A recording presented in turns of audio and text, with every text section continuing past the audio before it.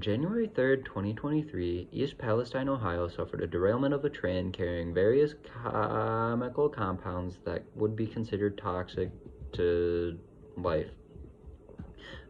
The government agency, the EPA, was on the scene within hours after the derailment, and their investigations have yet to reveal much of anything.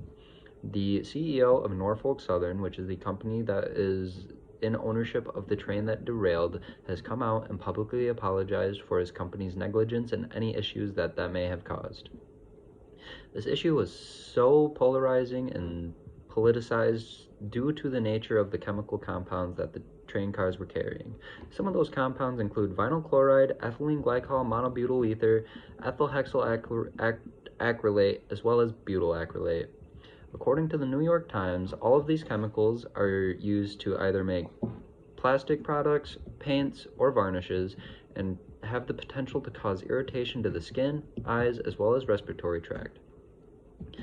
Should the exposure become chronic or persist long enough, vomiting will be induced, and some rare forms of liver cancer may crop up. Some of the cars were carrying explosive compounds, and as such, it was decided by government officials from the EPA as well as East Palestine that there would be a controlled burn in order to prevent a random explosion while people were trying to clean up the mess. It was the burning of these chemicals, specifically the vinyl chloride, that could have potentially created dioxins.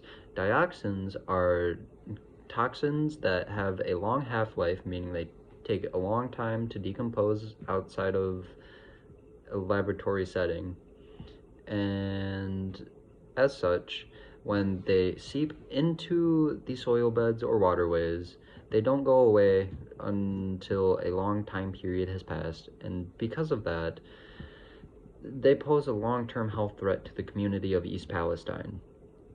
The EPA administrator, Michael Reagan, tried to console the townspeople by telling them that he was going to take all of their feedback, which he heard, back to DC, and then come back to East Palestine with some sort of plan or investigation as to what they're going to do moving forward. However, Michael Reagan stopped short of promising the people of East Palestine that he would come back and perform dioxin tests on the soils and waterways. According to the same New York Times article, many residents have been noticing rashes, coughs, shortness of breaths, as well as other ailments that can be associated with chemical exposures. The river that runs alongside East Palestine has seen at least 40,000 animals die, including tens of thousands of fish and thousands of small mammals and birds.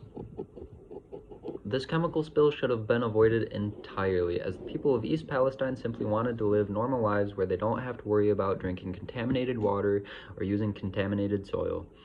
And despite the unfortunate cards that they were dealt with this toxic chemical spill, the people are trying as hard as they can to move on and live a life as close to normal as possible.